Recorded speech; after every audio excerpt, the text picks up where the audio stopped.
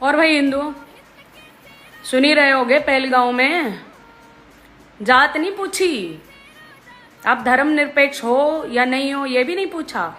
आप कट्टर हिंदू हो कि नहीं हो ये भी नहीं पूछा,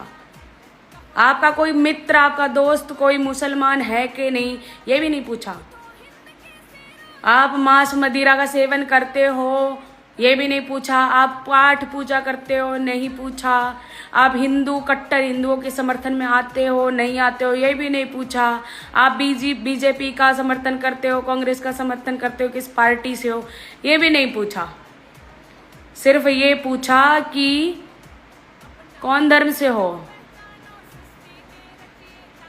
और जिसने नहीं बताया उसकी पेंट उतरवा कर देखा गया।